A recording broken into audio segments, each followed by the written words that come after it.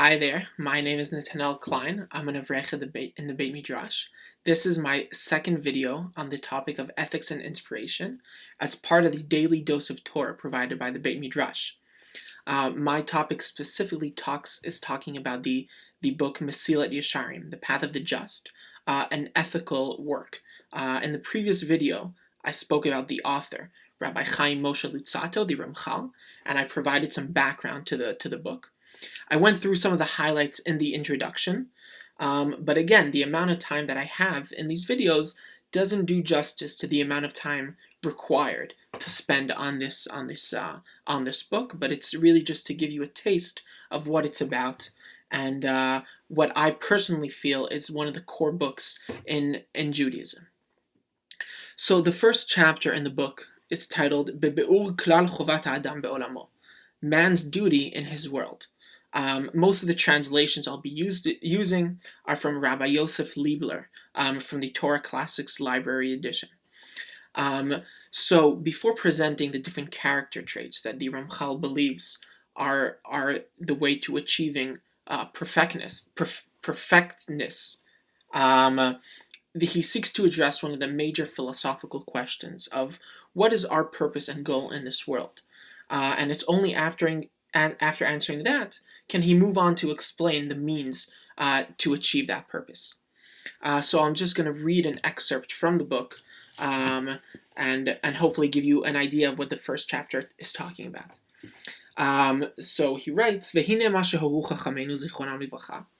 what the sages have taught us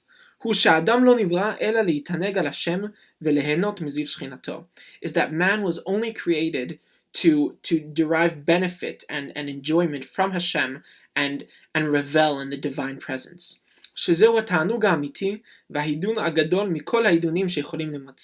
Because this is the ultimate joy and the greatest pleasure that one can find. And where can we find this greatest pleasure? Where can we go and look for it? The place of this pleasure is the world to come. And that's why it was created. The world to come was created in order for us to properly be able to enjoy Hashem's presence. But we're not in the world to come. We're in this world. So what's the purpose of this world? So the path to help us to reach this desired destination, it's this world. And that's what our rabbi said in Pirkei Avot. This world resembles a corridor leading to the world to come. It's only a path. It's only the means to reach the end. The means to reach the goal. And the mitzvahs that we were commanded to do are the way to achieve that. That's why we're placed in this world, to do the mitzvot, and through the mitzvot can we reach the world to come. And like you may know, the only place to do mitzvot is in this world. And that's why man was first placed in this world, so that through the means that are being afforded to him here, he can reach the place that was prepared for him, the world to come. The world to come. To revel in all the good that he acquired during his time here. And that's what our sages also told us in the Gemara and Eruvin.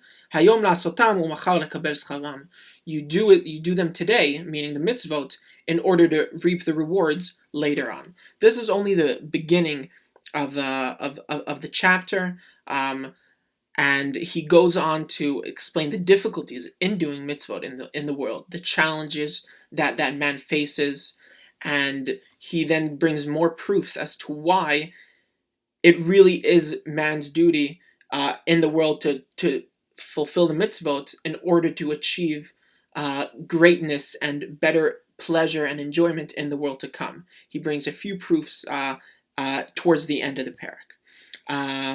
And just one more line that I skipped at the beginning is that he writes, "Lama tzarich sheyasim mabato umegamato," that man must determine what he is aiming for and how to achieve this. B'kol asher hu amel kol yamei chayav, in all his labors throughout his lifetime, that one must determine for themselves what's our purpose here and what's our purpose with everything that we do.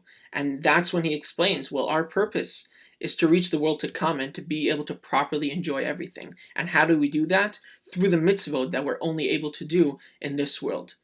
Thank you, and I hope you tune in also for the next segment.